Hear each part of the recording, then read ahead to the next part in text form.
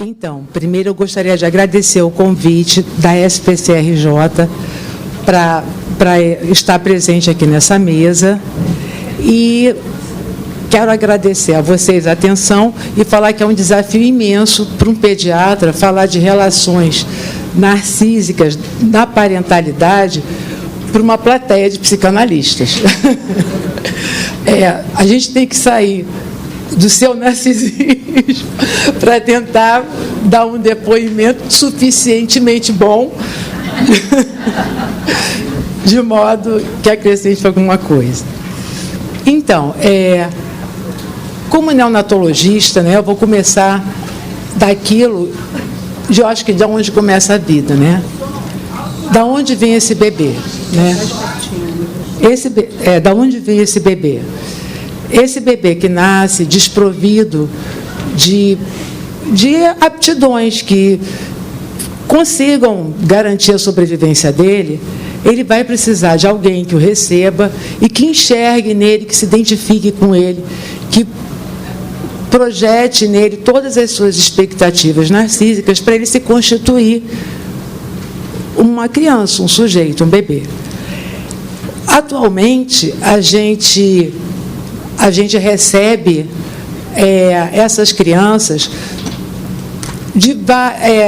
vindas do útero de uma mãe, mas também vindas de um útero de uma pessoa que não necessariamente é uma mãe, muitas vezes é um pai, às vezes é um homem transgênero, uma situação que a gente está se deparando cada vez mais na clínica pediátrica, né?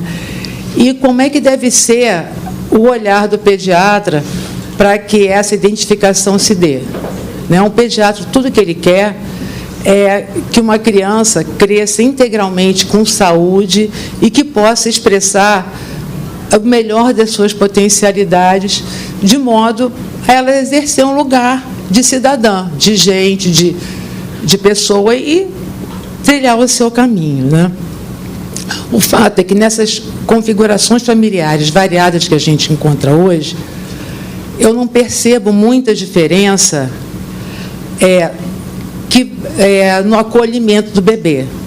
Uma família cisgênero hétero, uma família transgênero, famílias homoafetivas, famílias que, às vezes, são anaparentais. A gente, no serviço público, lida muito com essas famílias, que recebem crianças de familiares que abandonam essas crianças na instituição.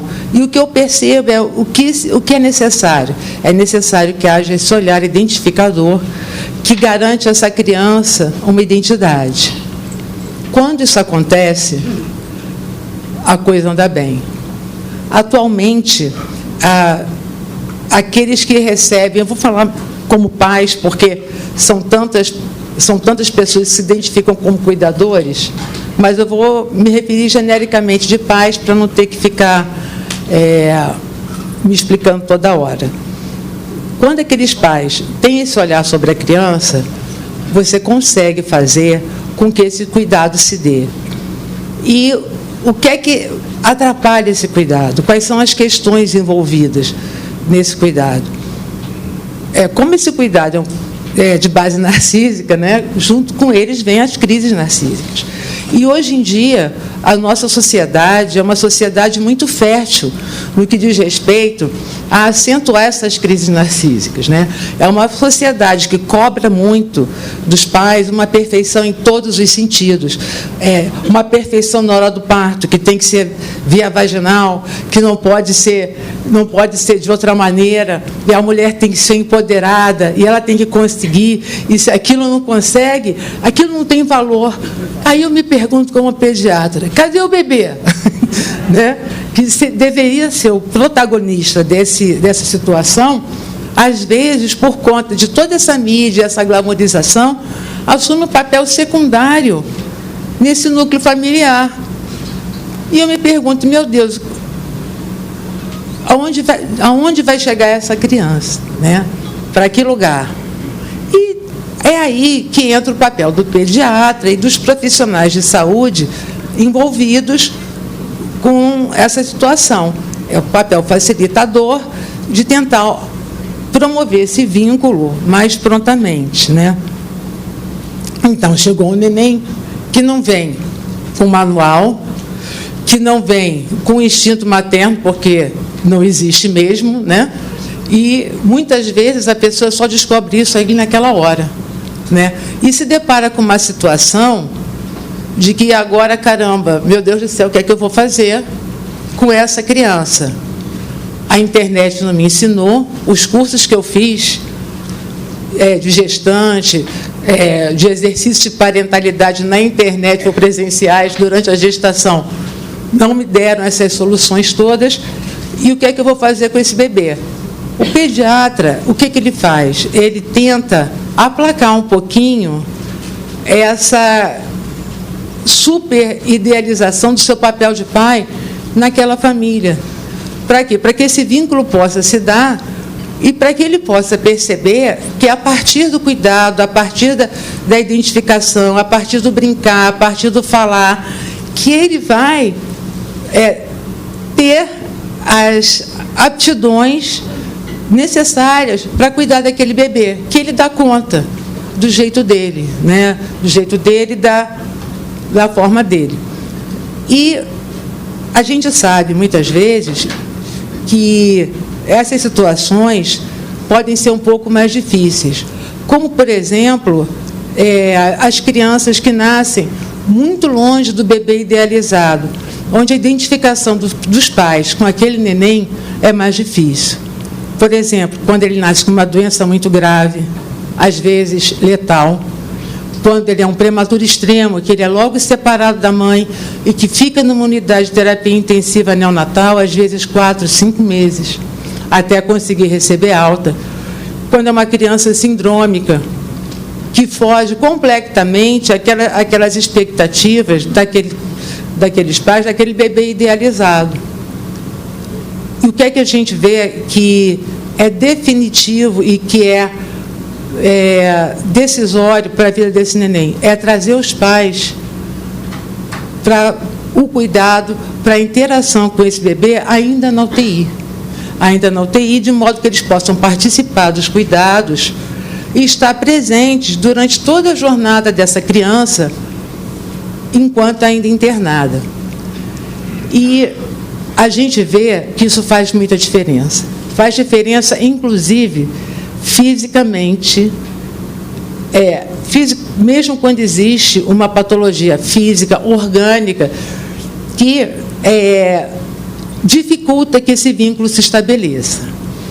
Eu vou falar aqui um caso que eu tive logo que eu comecei a trabalhar com acompanhamento de crianças de alto risco, de uma criança que eu vou chamar de Laura, tá?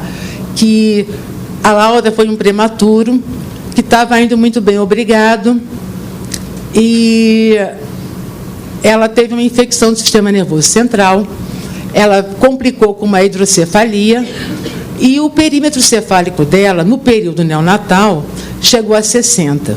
Para vocês terem uma noção, o perímetro cefálico médio de um adulto é em torno de 56, 58, não passa muito disso.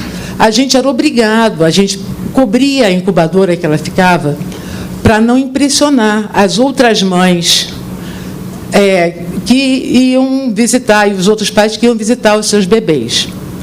Muito bem, a Laura teve alta. Essa mãe tinha 23 anos, ela no parto teve síndrome HELP, perdeu o útero. Era o primeiro filho dela. Então, foi essa cara que eu fiz quando ela chegou no meu ambulatório.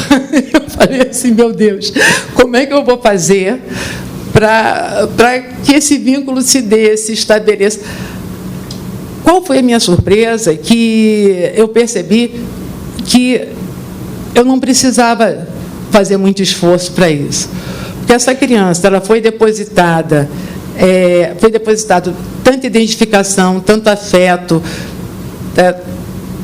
ela foi banhada, né, nesse narcisismo do bem, que, apesar de ser oriunda de uma classe social média, baixa, e ter todas as dificuldades em empreender os tratamentos necessários para uma criança com uma sequela orgânica daquela monta, o exame dela era um exame que, se você olhasse o exame com o médico assim, esse neném aqui vai ficar aqueles nenéns no colo da mãe que levam para cá, levam para lá e não tem interação. Pois bem, essa criança hoje está com 20 e poucos anos, ela tem uma interação, ela se formou no ensino fundamental, ela cresceu, ela dançou balé, inclusive usando órtese. Ela, com 8 anos, eu não gosto nem de falar que eu fico até emocionada, ela me deu um texto, falando assim, tia Lilita, tarará, tarará, tarará. E, sabe, tia Lilita, minha letra ainda é grande, mas eu vou aprender a fazer uma letra pequena, porque ela tem uma dificuldade motora grande, né? Então tá, Laura, tudo bem, tá. Porque a fulaninha, a coleguinha dela do colégio, ela também não estava conseguindo escrever o nome, mas aí eu e a professora demos para ela um incentivo e ela agora aprendeu. Quer dizer, ou seja, a menina, com todas as limitações orgânicas que ela tem, ela está ótima, maravilhosa, ela se acha. Entendeu? Ela tem suas dificuldades, a fulana também tem, e nós somos assim, tudo bem, todo mundo é igual. Eu tenho um lugar no mundo, eu tenho um lugar nessa sociedade. Ela, inclusive, outro dia tirou foto com o Luan Santana, que eu sou amiga dela no Facebook. Então, é isso que se busca, né? É isso que a gente quer que aconteça com as crianças, né? E é mandatório, fisicamente realmente faz diferença. Há 6 meses atrás, foi aniversário de 1 ano de uma criança, também, que tinha uma expectativa de vida de dias, de meses. Ela tem uma cardiopatia inoperável e tem outras questões que dificultam o vínculo mãe-bebê, mas quando esse lugar subjetivo existe nessa família e se faz, isso muda a vida de uma criança. Isso muda. E eu não sou psicanalista, eu não tenho essa interpretação, essa visão que vocês têm, mas o que eu acho é que o pediatra e os profissionais de saúde e os profissionais de escola envolvidos no cuidado com as crianças têm que ter esse olhar subjetivo para a família e para a criança, né? Não se trata de você fazer escalas de desenvolvimento e conseguiu, não conseguiu, rola com 5 meses, pega o pé com 6. Não é isso. É tipo assim, o que está acontecendo com esse bebê? Por que esse bebê não tem curiosidade? Por que eu brinco com ele e esse bebê não me responde? O que está acontecendo? Porque o que tem essa criança que não tem aquela curiosidade natural de explorar o meio e, a partir daí, galgar os seus marcos de desenvolvimento? O que ele tem? Ele tem uma deficiência física que impeça a interação com o meio. Ele é surdo, ele é cego, ele não interage comigo quando eu falo. Por quê? Porque ele é surdo, porque ele é cego, porque ele tem alguma deficiência que o impeça, ou porque, em algum momento, esse vínculo não está se dando de maneira adequada, né? E lembrando agora, né, eu não ia falar disso agora, ia falar depois, desses diagnósticos de autismo, que são uma febre epidêmica, realmente, o aumento dos processos diagnósticos, o maior preparo, tem tudo isso em questão. Mas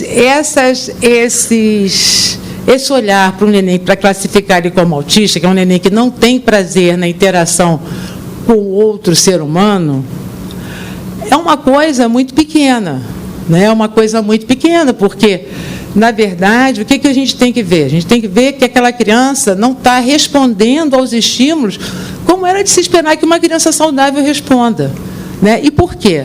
Pode ser autista? Pode. Mas também ela pode estar sofrendo alguma privação, alguma desestruturação no ambiente familiar dela, que faça com que ela e os pais não consigam estabelecer esse vínculo, né? E se você realmente colocar esses sintomas, levar em consideração, eles vão se enquadrar em autismo, mas não quer dizer que eles sejam. né? E aí fica aqui outra questão que eu quero colocar. As políticas de saúde pública, elas não treinam a maioria dos pediatras, não treinam os enfermeiros, os professores, para esses sinais de alerta subjetivos do desenvolvimento de uma criança, né? Eu passei a ter essa preocupação justamente a partir do meu trabalho como intensivista, que cada vez mais as crianças pequenas estavam saindo, e quem você entregava para aquelas... Você entregava aquele neném para quê? Né? Para quem? Qual era o papel que aquela criança ia ter? Qual é a chance que essa criança tem de ser um indivíduo, de ser um cidadão, de ser um sujeito? Né? E, a partir daí, eu passei a trabalhar com desenvolvimento, mas o que eu vejo é que, muitas vezes, a gente tem diagnósticos equivocados que mais encaixotam do que abrem, entendeu? Porque se a pessoa se exime da responsabilidade de desenvolver aquele vínculo, meu filho é autista, ok. Então tá, vai para fisiofonoteó, psicólogo, psicopedagogo, aquela coisa toda. E essa liberação desse diagnóstico tem sido muito frequente, acredito eu também, por quê?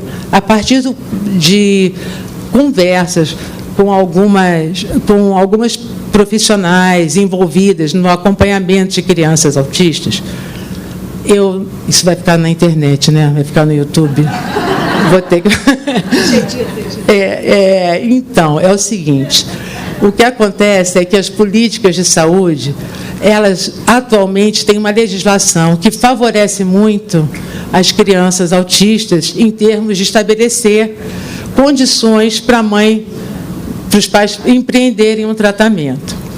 Então, o que eu vejo e essa pessoa validou essa minha impressão, é que muitos colegas também, eles estão liberando esse diagnóstico de transtorno do espectro autista, que é para as crianças conseguirem ter acesso ao tratamento, mesmo eles não tendo a certeza, e mesmo muitas vezes não são mesmo, entendeu? Mas eles só conseguiriam o tratamento a partir de uma interrogação desse diagnóstico. Só que isso, na família, na mãe, no pai, os que cuidam da criança, pode ter uma impressão limitante. Então, realmente, eu até gostaria de saber depois a impressão, o que é que vocês observam no tratamento, porque a gente está num momento que a gente está um pouco encaixotado, ao ponto de eu ouvir de uma profissional da rede pública, assim, não, olha só, era uma criança com atraso de linguagem, que tinha algumas questões, olha só, é autista, porque aqui a gente só atende autista. Eu falei assim, não, então vem cá, as outras questões não têm direito a tratamento? Se apaga a dimensão da infância. Exatamente. E é isso que a gente precisa hoje em dia, né? Os pais cada vez mais inseguros e com as crises narcísicas. As primeiras crises narcísicas que vêm com o nascimento do bebê, quando você lança as expectativas, você lança não só as expectativas boas e os seus desejos e a sua libido, você lança também as suas inseguranças, as suas vivências, né, que você carrega com a vida, e essas crianças também e lança uma expectativa de você conseguir exercer essa função de maneira adequada, de maneira de ter as aptidões, que, na verdade, as mídias sociais falam que é possível. Inclusive, no Mundo Maravilhoso de Alice, você já sai da maternidade entrando numa calça 36,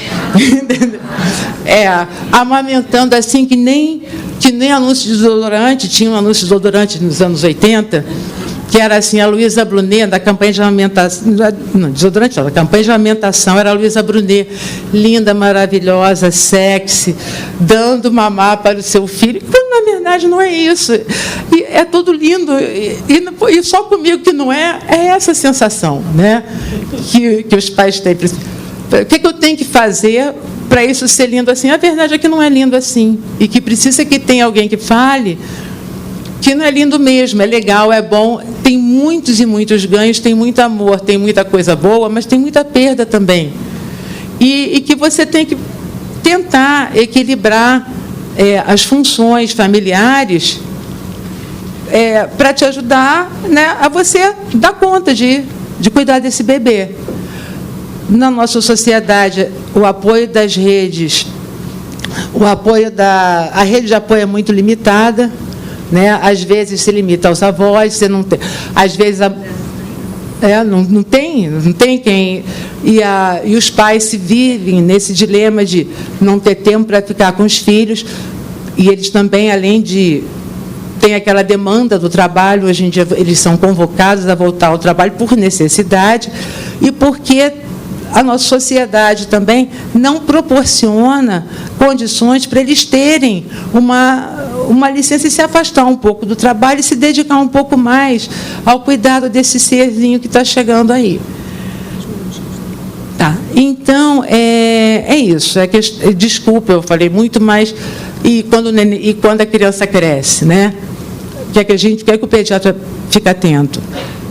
Ele fica atento ao estado da criança, a alegria, se ela tem curiosidade de empreender, de brincar, se ela consegue interagir com a gente, se ela não tenta a todo instante atender às demandas dos pais, porque uma família muito rigorosa, muito narcisismo, vamos dizer assim, insuflado, aquele neném tem que validar a todo momento a função paternal.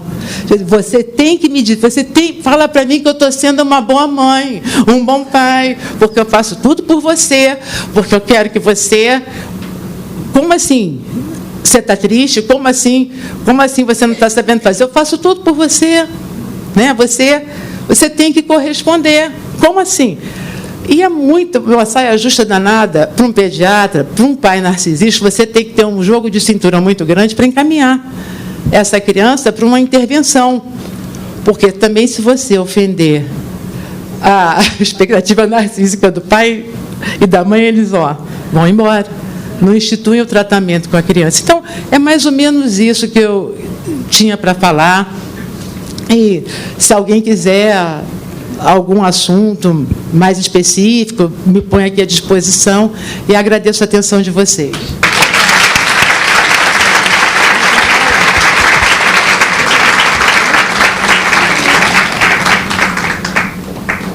Bom, ela acha que não tem recurso terapêutico para lidar, né, gente? Ela acha que não tem.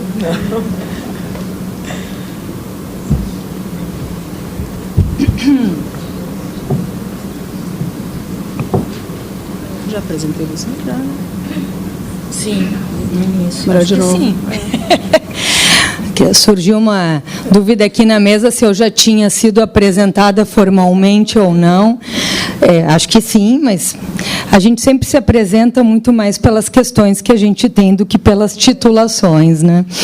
Então, um enorme prazer de estar aqui com vocês, a convite da Sociedade de Psicanálise da cidade do Rio de Janeiro, novamente, num diálogo que segue e se estende ao longo dos anos, e de estar numa mesa com uma pediatra, cujo nome já é uma poesia, né? Doutora Lilica, né? Já é o título, né? E porque é Lilita, né? Porque assim já é uma Lalang o teu nome, já é uma mescla entre a titulação e como uma criança pode te nomear. E demais está a dizer da importância desse diálogo entre psicanálise, pediatria, estimulação precoce, numa lógica da sustentação da dimensão da infância. Então, é muito bom estar na mesa com uma pediatra advertida da potência subversiva do desejo, mesmo em situações tão limitantes do real do corpo. E, bom, revisitar o conceito aqui de narcisismo é uma questão nodal da contemporaneidade, a partir dos acontecimentos que temos testemunhado em escala mundial pela junção de hordas que embarcam na sedução totalitária, no embuste de que o totalitarismo ofereceria garantias de onipotência narcísica em lugar de enfrentarmos a complexidade das incertezas da falta a ser.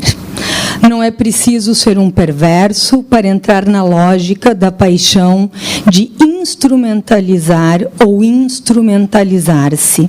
O neurótico banal, como nos dizia Contardo Caligares, esse ser assaltado de dúvidas e sujeito às faltas, pode facilmente ser seduzido a fazer parte de uma montagem por meio da qual sua servidão voluntária, conceito de Labotier, fica a serviço de um líder.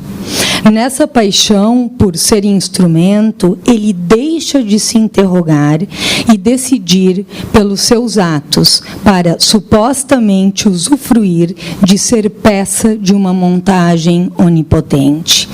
E o que se revela no laço social atravessa também o cerne dos cuidados mais íntimos e primordiais da infância. É sobre esse ponto que iremos trabalhar. Certamente não estamos falando de algo novo.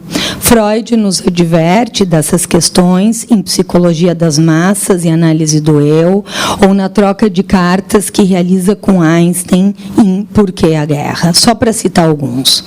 Lacan, certamente, nos anos 70, com o Seminário 19, O Pior, aponta para esta questão do real, do semblante e do individualismo do sujeito moderno. O conceito de hipermodernidade radicaliza essa questão, caracterizando uma época movida pelo hiperconsumo e hipernarcisismo. Se isso não é algo novo, e sim um retorno do não elaborado, também sabemos que o retorno do mesmo nunca é exatamente igual. E na contemporaneidade, esta velha montagem da servidão voluntária se vale de um instrumento muito potente, que é a digitalidade. Trazendo uma referência pop, certamente Dancing with Myself, de Billy Idol, uma música de 1981, é um hino a esta nova forma de habitar o social. Mas, certamente, isso tem um salto exponencial com a digitalidade. Billy Idol não calculou que, aproximadamente 30 anos depois, a música seria Dançando Comigo Mesmo, agarrado a um pau de selfie. Então, não é apenas um ser que se basta na solidão, sem fazer laço algum com aqueles que o cercam, mas também que demonstra em público o gozo de olhar para si mesmo em uma ostentação de absoluta indiferença ou qualquer falta de constrangimento em relação ao olhar daqueles que estão à sua volta, mas fica vorazmente dependente do like e do dislike digital. Nesses enlouquecimentos narcísicos que passam a vigorar como montagens do coletivo, as redes sociais se sobrepõem e esgarçam o convívio na cidadania, aniquilando muitos laços, quer eles sejam filiais, conjugais, vizinhais, fraternos ou sociais. Testemunhamos a produção de enxames virtuais, como situa Han, formados por aqueles que idolatram ou apedrejam recluídos em seus teclados, em um jogo de miragens especulares de alimentação recíproca, de uma identificação na qual o que está em jogo não é compartilhar ou alguns laços simbólicos, mas realizar uma identidade monolítica pelo idêntico, sem lugar algum a diferenças. Trata-se, então, de um aniquilamento do outro, que passa a ser desumanizado e com o qual o modo de relação passa a ser, acima de tudo, persecutório. A digitalidade potencializa esse sintoma social por permitir espalhar com uma eficácia maquínica falsidades que produzem um estado confusional do laço social e acabam decidindo os rumos da realidade coletiva. Por exemplo, a afirmação de que haitianos comem bichos de estimação, como fez Donald Trump, ou a de que Boulos estaria internado por abuso de cocaína, com laudo criado e espalhado por Marçal. Mas isso também se plasma na vida íntima, quando tantas crianças revelam ter visto imagens de deep webs criadas por inteligência artificial de colegas de escolas em cenas em cenas sexuais, em cenas realmente muito obscenas. Estamos em uma lógica da pós-verdade, em que qualquer coisa pode ser dita ou que qualquer imagem pode ser produzida sem lastro em fato algum, gerando uma equivalência de narrativas, palavra esta que foi arrastada para a lama, como se narrativa fosse o mesmo que qualquer lorota, que se jactam de modo cinicamente revirado do direito da liberdade de expressão. Esse é um ponto delicado para a psicanálise, porque entendemos que não há verdade unívoca, e sim verdades construídas como interpretações possíveis a partir dos fatos. A verdade não é o real. Será preciso articular o real ao simbólico para que uma verdade do sujeito possa emergir. E por isso que um diagnóstico orgânico não define o destino de uma criança. Ela terá que dizer disso. Mas que os fatos não sejam portadores em si da verdade não equivale a cortar o lastro entre o que se diz e os acontecimentos, bem como a recusar as consequências coletivas e históricas deles. É aí que o narcisismo, com muita facilidade, derrapa para atos perversos, porque o sujeito fica disposto a tudo em nome de ganhar o que lhe convém. Temos testemunhado a substituição dos laços simbólicos por montagens especulares, em coletivos que se juntam e se desfazem com a mesma velocidade. Isso também atravessa a cotidianidade do cuidado das crianças. Qualquer dúvida a esse respeito, vide-se uma montagem própria do contemporâneo. O grupo de mães da escola por WhatsApp. Quem sobrevive a ele? Essa formação, aparentemente cheia de gente de bem, não costuma resistir ao segundo parágrafo sem que se abram as portas do inferno. Na aparência, é o cuidado coletivo, mas frequentemente logo transparece o enfrentamento narcísico de cada um, unicamente movida pelo que convém ao seu rebento.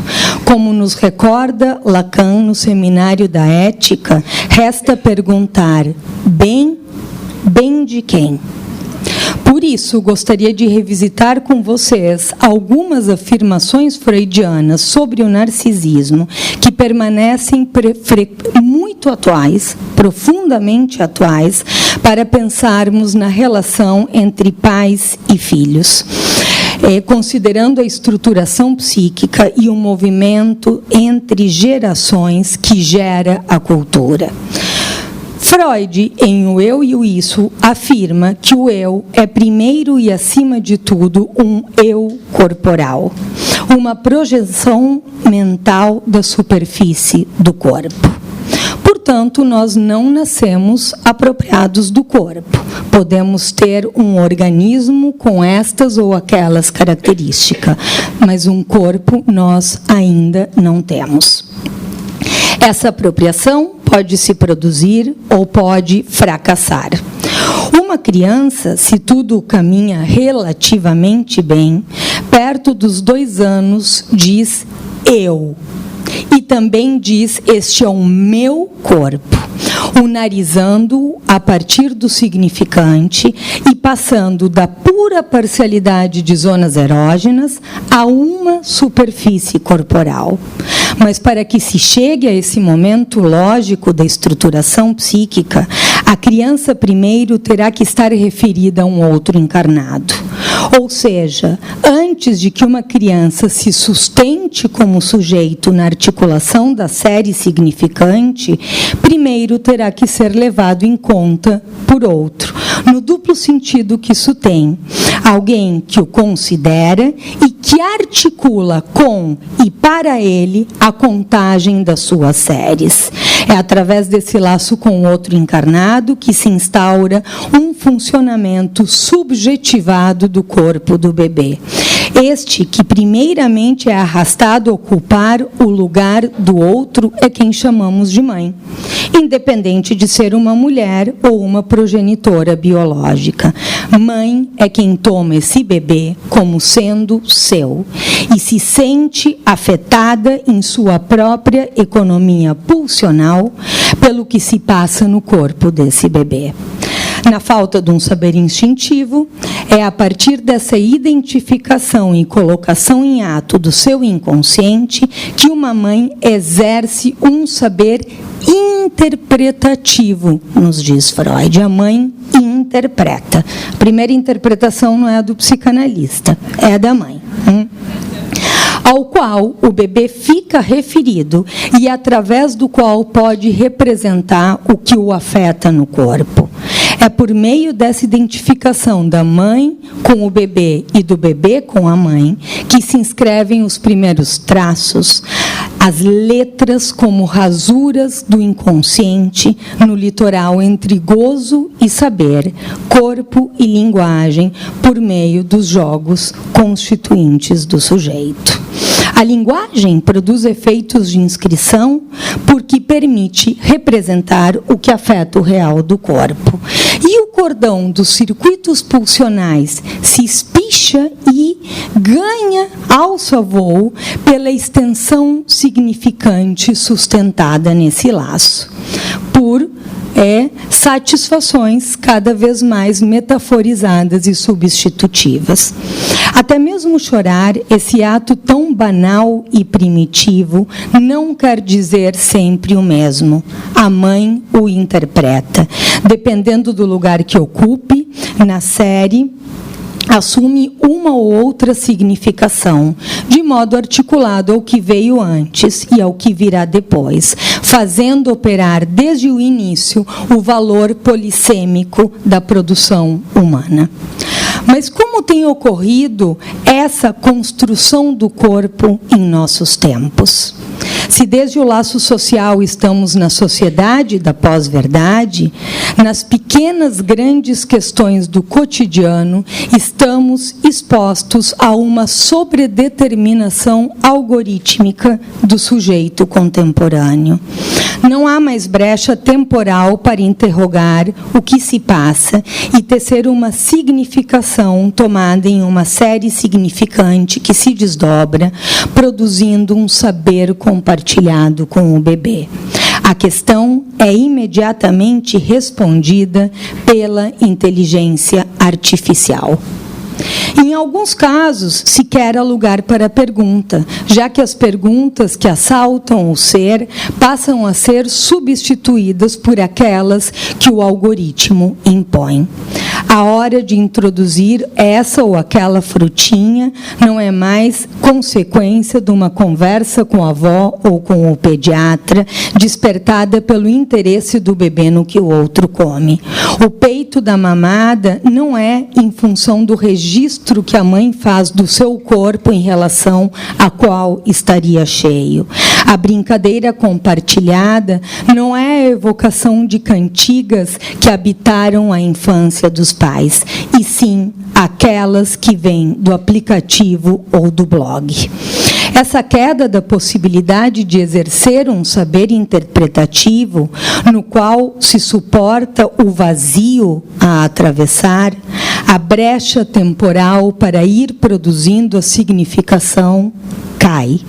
E junto com ela cai o sujeito capaz de tecer o rumo das significações de seu viver em meio às incertezas impostas pelas contingências.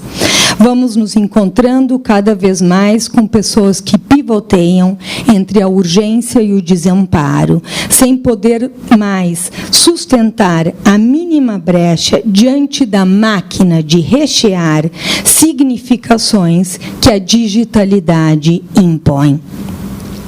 E diante de qualquer brecha, descontinuidade ou falta de sentido provisório, as pessoas, principalmente as mais jovens, com muita facilidade se precipitam das bordas e produzem passagens ao ato. Não há mais tempo para deixa eu pensar, não sei, ou vamos ver no que isso vai dar. Pequenos recortes do comportamento passam a ser tomados como evidências patognomônicas de quadros psicopatológicos, em uma fixidez cígnica em que se apaga a polissemia interpretativa e o alinhavo da significação do sujeito a partir do seu contexto de produção. O passo seguinte é aplicar técnicas na criança para dormir, para comer, para desfraldar, para que ela fale o que o outro quer que ela fale. Por isso é central pensarmos como essa montagem da servidão voluntária não se apresenta apenas nas escolhas de líderes políticos, também retorna nos cernes dos modos de educar as crianças, no sentido amplo que isso tem de cultivar-lhe os prazeres e introduzir interdições. Vemos nos últimos anos o lugar ganho por metodologias de tratamentos através das quais alguém está disposto a submeter-se ou submeter o seu filho a adestramentos, seguindo instruções que lhe ofereceriam as garantias de um padrão ouro, às custas de não mais decidir as significações do viver.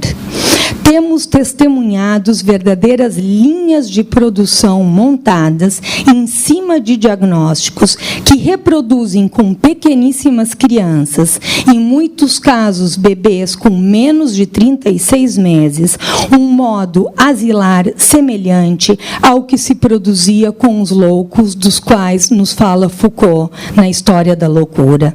Ao confinar pequenos durante 40 horas em múltiplos tratamentos, longe do convívio de seus familiares e outras crianças.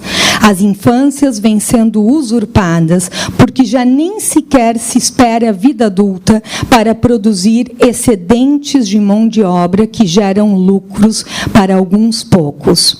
Isso invade o início da vida, deixando desde já bebês de fora do laço social, com psicodiagnósticos tomados como permanentes, que apagam a dimensão da infância como um tempo de estruturação.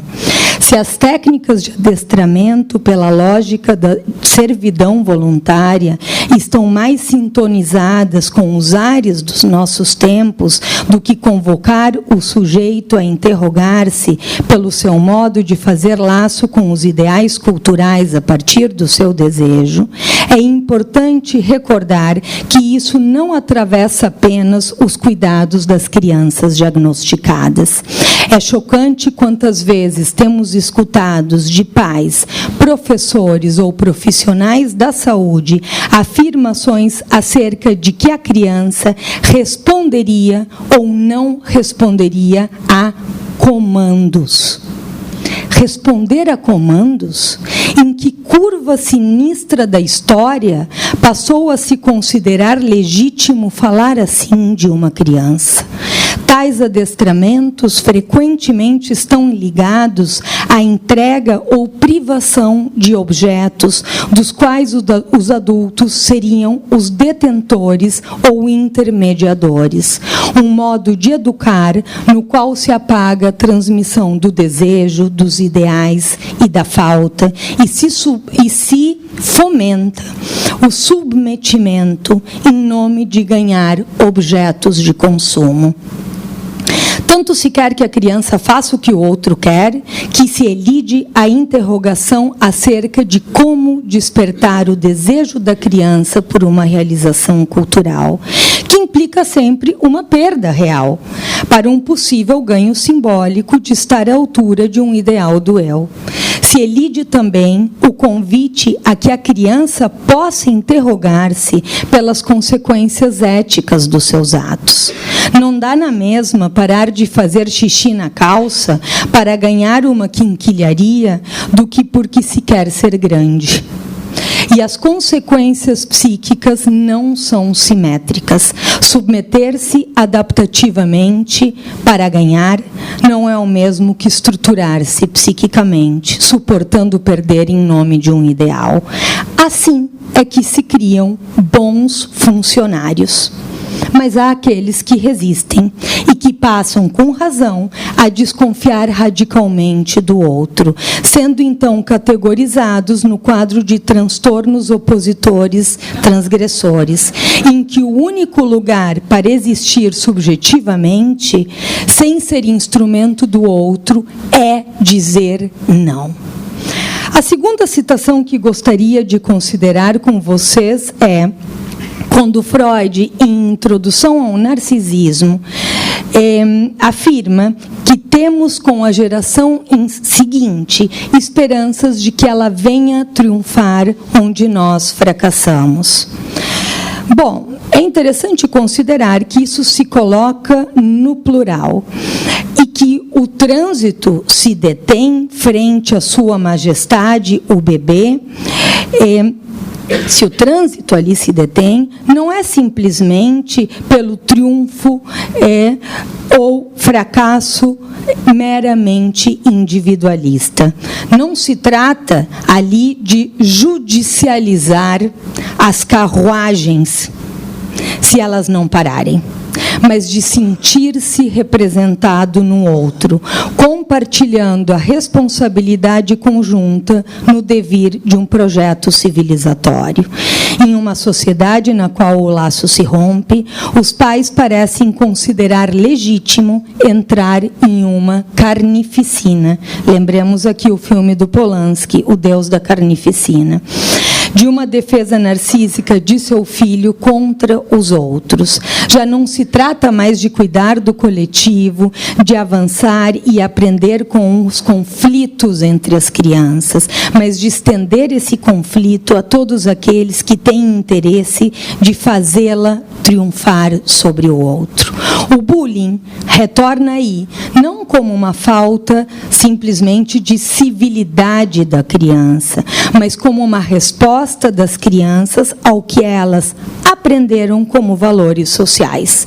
Prevalecer-se do outro, tirando qualquer vantagem possível da fragilidade do semelhante. Lacan, no texto dos Complexos Familiares, citando Santo Agostinho, recorda como a relação não só com os pais e outros adultos cuidadores é estruturante, mas também a relação com os seus pares, recordando a passagem em que Santo Agostinho descreve a criança que empalidece de envidia ao ver seu irmão mamando. Vê o outro onde ele gostaria de estar. Atravessar essa rivalidade é central na passagem dos complexos fraternos à função fraterna. Em uma sociedade profundamente invadida pelo narcisismo das pequenas diferenças, é crucial considerarmos como sustentar na formação da criança a condição colaborativa, em lugar de fomentar a competitividade, dando lugar a laços nos quais se reconheça o semelhante com lugar à alteridade, e não desde uma exigência do idêntico idêntico e aniquilamento do diferente. Se isso diz respeito à formação de cada um, com isso também se decide os rumos do laço social. E para isso, em lugar de simplesmente almejarmos triunfos, talvez justamente seja preciso podermos falar mais dos fracassos que inevitavelmente temos na vida, das vezes que a geração anterior perdeu, para que as crianças não sucumbam tão facilmente à fúria diante de qualquer arranhão em seu narcisismo, bem como dos enormes tropeços coletivos da humanidade, para que as crianças almejem ir para o mundo com ideais desde os quais podemos não apenas triunfar, mas também fracassar. Fracassar de novo e fracassar melhor, como dizia Brecht. Freud afirmou que uma educação menos repressora poderia produzir adultos menos neuróticos, mas também disse que crianças excessivamente satisfeitas em seus anseios adoecem. E muitas delas têm chegado aos nossos consultórios para que o não possa operar, para que faça borda a angústias transbordantes pela falta de interdição. Esse pedido dos pais frequentemente é acompanhado de que isso possa acontecer sem nenhuma sensação de perda. Muitos pais estão eles mesmos aterrorizados com a perda narcísica que a frustração, falta no registro imaginário, ou a castração, falta no registro simbólico introduz. Em muitos casos, localizamos uma inversão da dívida, na qual a criança fica em posição de mestria do gozo da família, e no qual os pais não se sentem autorizados a produzir interdições. Claro que, ao mesmo tempo, inconscientemente gozam identificatoriamente da posição onipotente da criança. Não mais em um lugar majestoso, porque possível futura realizadora dos ideais do eu, mas no lugar de uma déspota tirânica que esperneia diante de qualquer ameaça que possa furar a bolha da onipotência imaginária do eu ideal. Nesses casos, é preciso situar que a função paterna não equivale à potência de um tirano patriarcal. Função paterna não é isso. Não se trata de uma queda de braço para decidir quem comanda. Exercer a função paterna é poder produzir interdições que vetorizam o campo pulsional da criança, porque o enlaçam ao desejo de realizar ideais culturais. A função paterna, nesse sentido, consiste em uma possibilidade de vetorizar a pulsão, produzindo cortes, sim, mas que não são mutiladores, e sim esculturais para a estruturação psíquica de uma criança. Sem isso, a criança chafurda sem direção em um gozo sem saída. Também, não por acaso, tantas crianças se queixam de não terem amigos. Amigos são tantas vezes reclamados como um objeto narcísico a mais. Assim, quanto mais se incrementa a ideia de um triunfo individual de cada rebento contra o outro, mais cada um fica lançado aos leões das arenas virtuais, com uma solidão vivida, não como a irredutível singularidade do desejo, mas como a devastação que se introduz quanto, na voracidade de abocanhar tudo, não se tem mais com quem compartilhar. Vou para a terceira e última reflexão para concluir.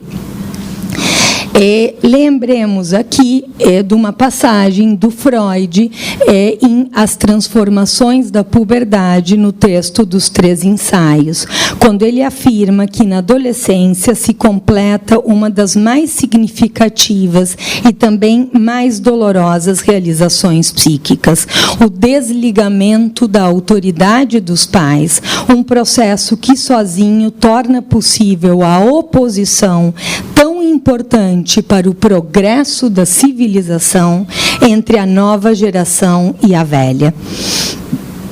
Essa afirmação é de enorme beleza e complexidade. Primeiro, porque nos recorda que o saber de uma geração não recobre aquele que a geração seguinte terá que produzir como resposta ao seu outro familiar, escolar, cultural e social. Um adolescente precisa produzir a passagem entre a sua condição de herdeiro dos ideais do eu transmitidos pelos pais e a invenção de um lugar próprio a partir do seu desejo no mundo, sendo interrogado desde o laço social, desde uma posição diferente àquela que seus pais foram, porque a cultura se moveu. Em segundo lugar, há uma enorme beleza nessa afirmação, porque quando Freud fala do movimento entre gerações, ele não sublinha isso apenas como uma saída individual, mas que isso traz um ganho para a civilização como um todo.